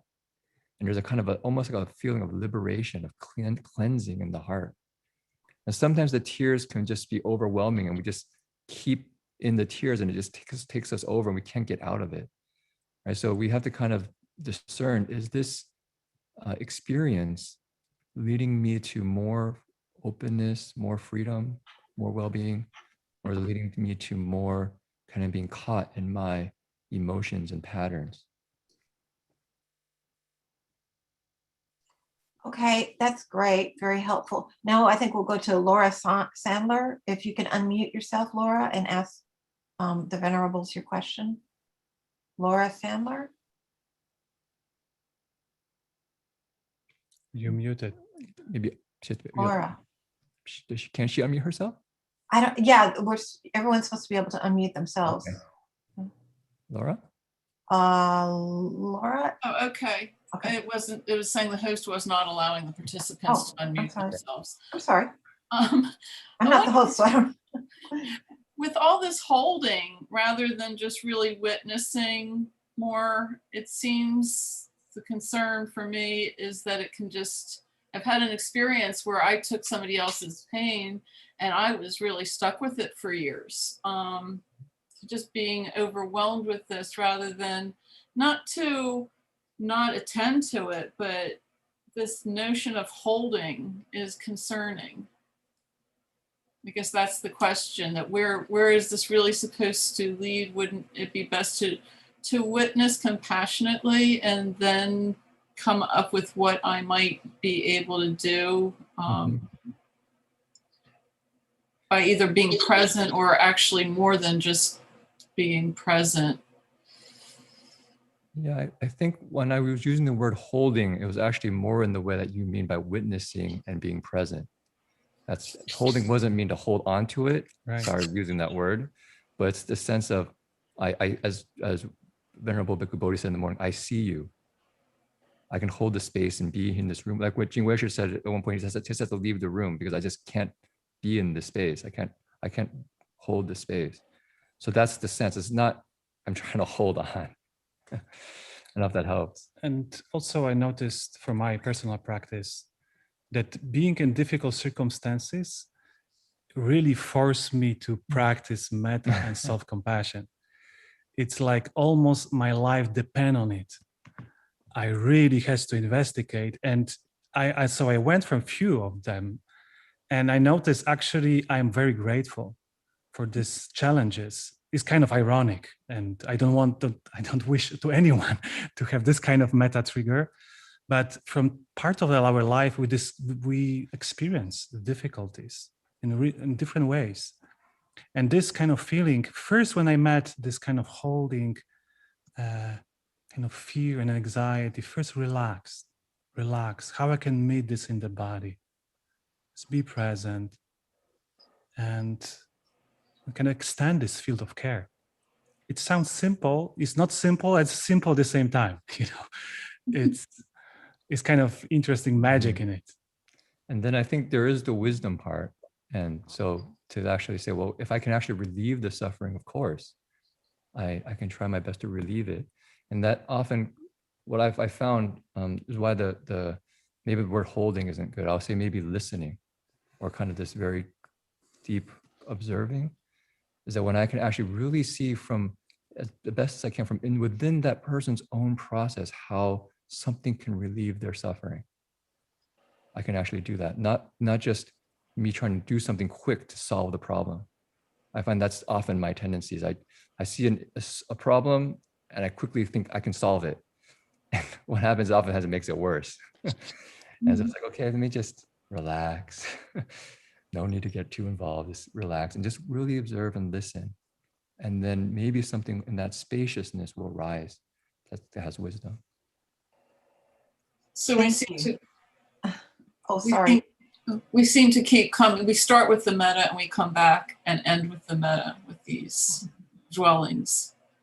For me, you just never leave the meta. Yeah. You never leave the meta. You just always, there's lots of suttas talking about the monks, how we should always live in the loving kindness, not leave it ever. It's like lifeline. It's like a lifeline, yeah. Yeah.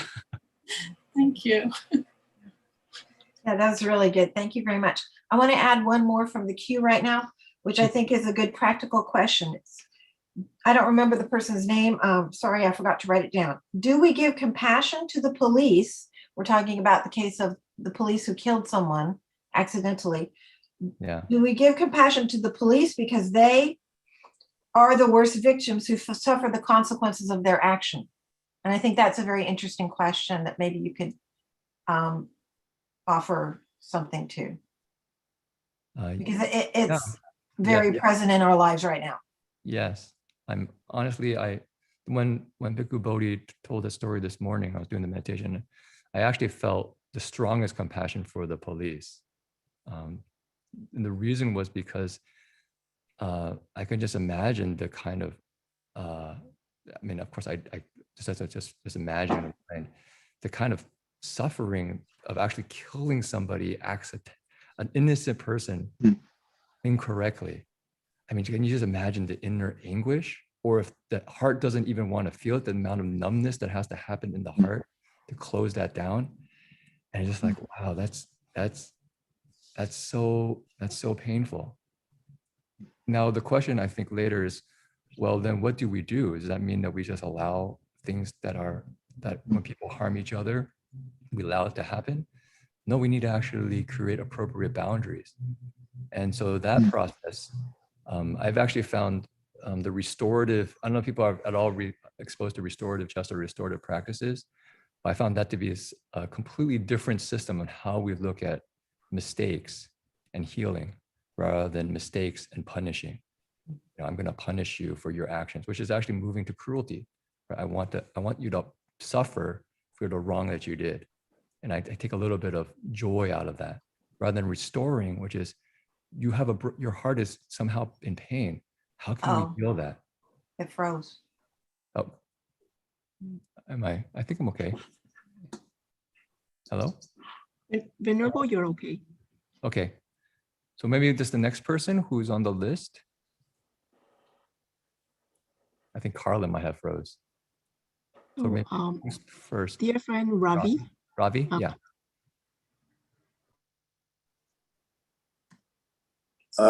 This question is for Bhante, Reverend Bhikkhu Bodhi.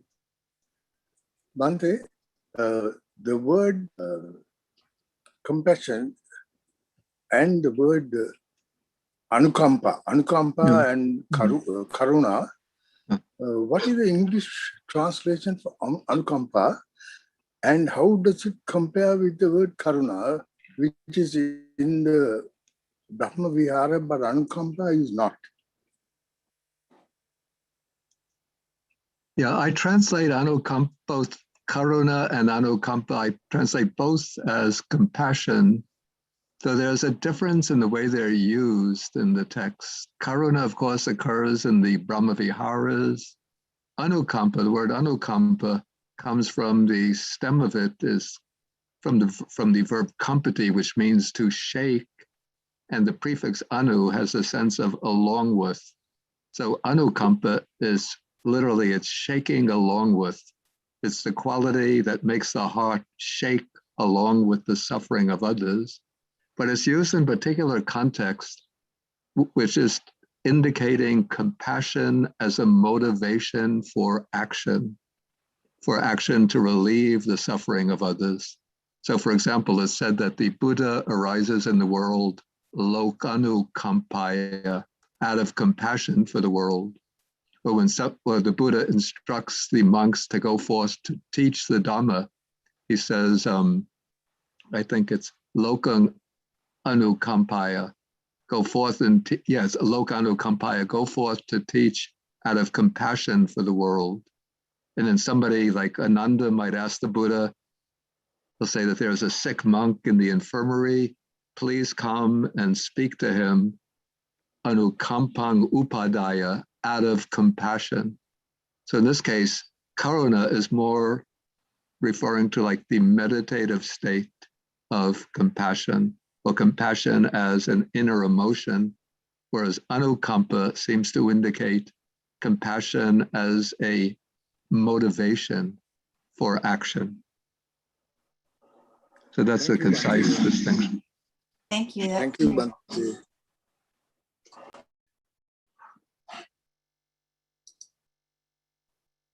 Okay, do we have time for a couple more, or should we call it? No, I think there's about 3 more minutes. Okay, we will show now one of our videos. Please hold on to your questions and we'll see about getting to them later in the retreat. Yvonne is going to be... No, I think I said you could take 1 or 2 more questions before the video. 2 more questions then. We've got 2 up there, so let's do it.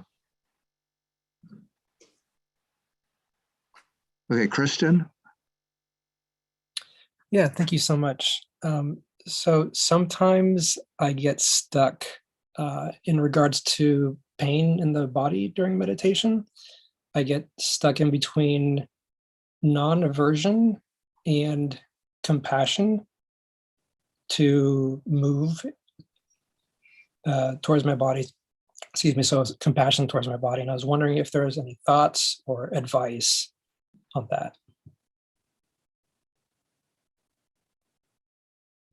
Say for myself, at least for pain, the most helpful way to deal with it in the body is actually to say kind of have your body aligned and then just relax.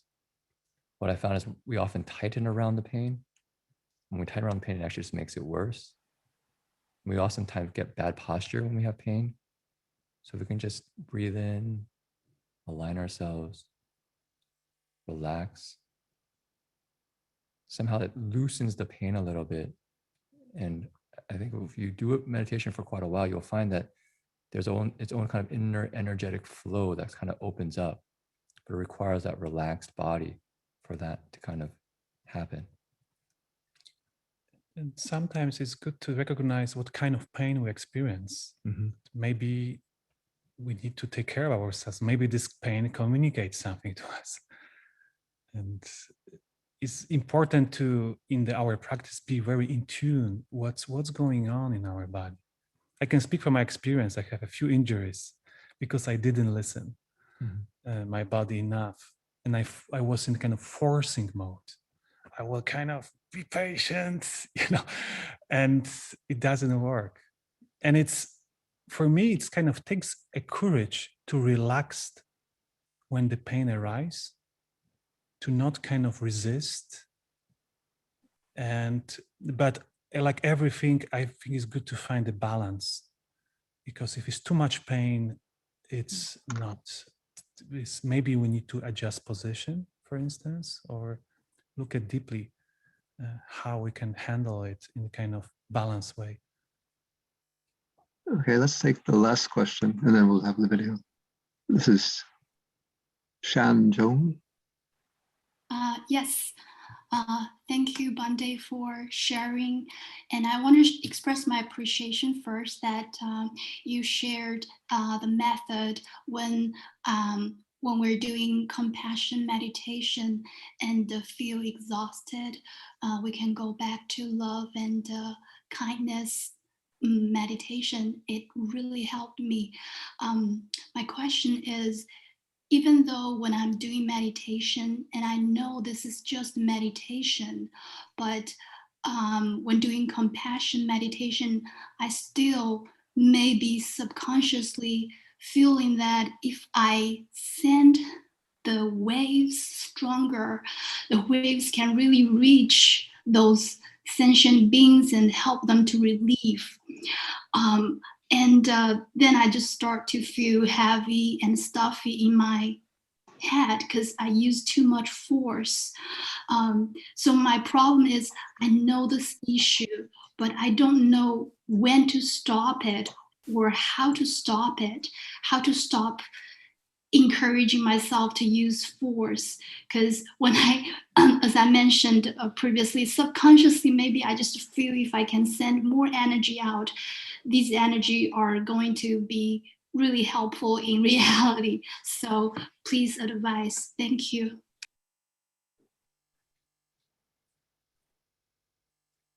It's a good question. I definitely emphasize. I force myself a lot to before. And, you know, I would say this is something important in metta, that we include metta ourselves in metta. We also this one living being who suffer. And, you know, and just establishing this kind of caring, warmth presence in ourselves. I give you an example. It was very kind of impressed me.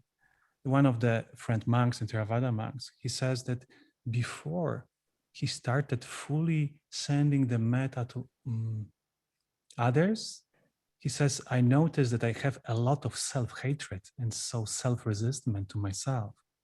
It took me 9 years sending metta to myself, kind of calm down, relaxed, and slowly kind of overcome this maybe many traumas we hold in the body, in the memories and so forth.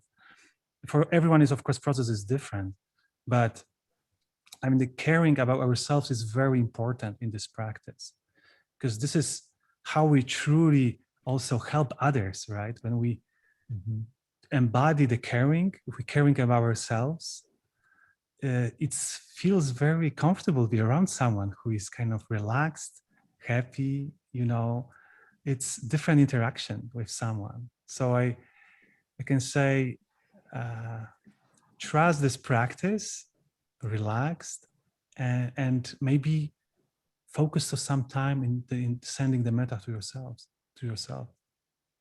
And maybe just add in maybe one word that might be very helpful, what Jing Weisher said, just gentle.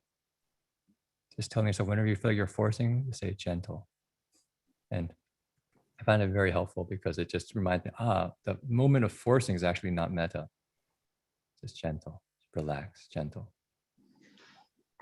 I think we'll have to move now to the video, and please stay on. Don't think that you can leave the gathering. Please, it's just a 3-minute video to show what BGR is doing to alleviate compassion around the world. We're going to see now something from the Grow Biointensive Agricultural Center of Kenya, and they demonstrate, train, and promote biointensive agricultural methods and other appropriate community development techniques among small-scale farm holders in central Kenya. So you can start it now, okay?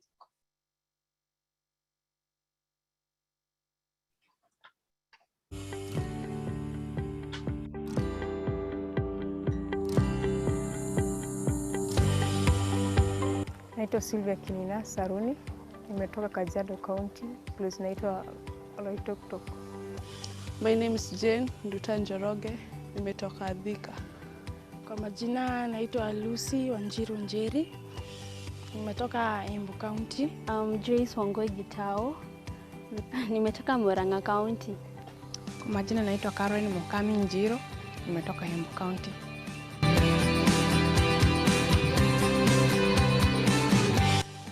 Nilikuja Jijibia 27th of January, nimekuja kufanya agriculture, biointensive agriculture ndio main. Kuna pia tailoring and dressmaking, kuna baking and cooking, na beadwork. Yeah, tunasoma agriculture baking na beadworks. Yeah, so far tunaendelea vizuri, bedhe kwa siku poa. Sikuijua kama ndakuja kulima, but naona nikitoka hapa I will be someone out there. Iko mzuri sana na nimefurahia, nimelearn more mambo mingi sana. Kwanza kama uko na kashamba kadogo, unaweza kupanda vitu mingi na upate mafuno mingi kwa kashamba kadogo. So far courses ziko sawa, tunaendelea vizuri, walimu wana attend classes vizuri. Kila kitu kiko sawa Jivyo. Nafurahia mazingira Jivyo.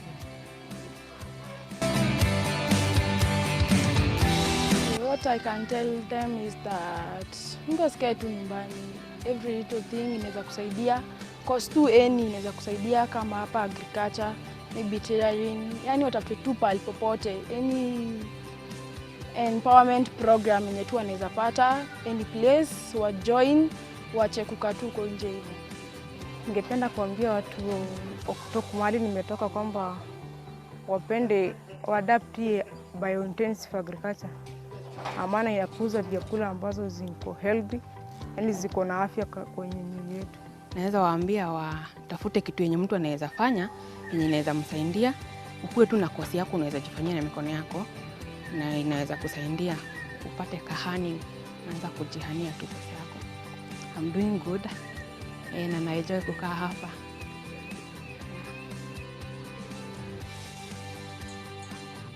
Thank you so much.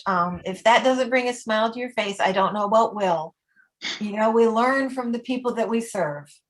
And from them, we learn that if we take care of ourselves, we will have strength to help others.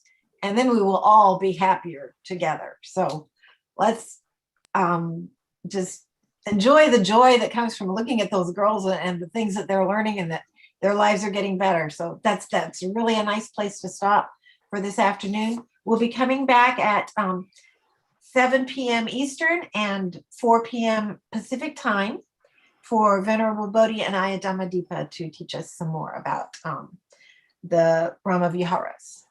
Thank you so much. Bye-bye. Thank you. Thank you. Thank you. Thank you all. Thank you.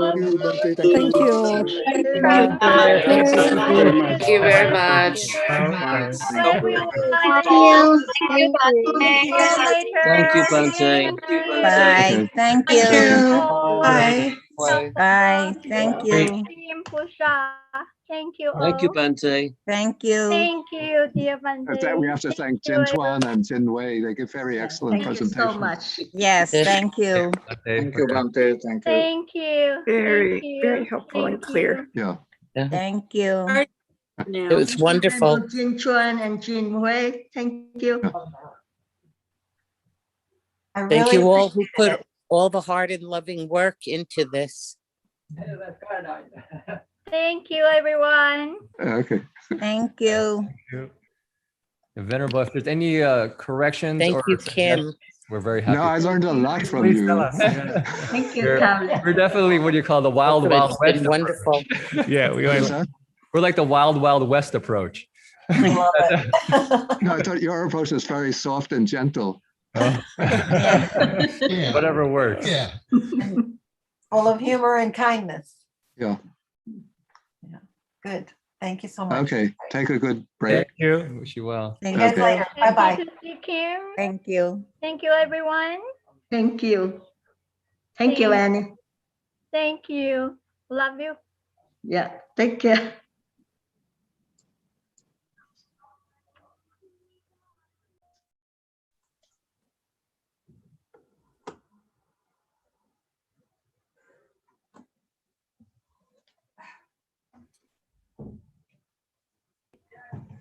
Yeah, I tell Sokolin Kim is here.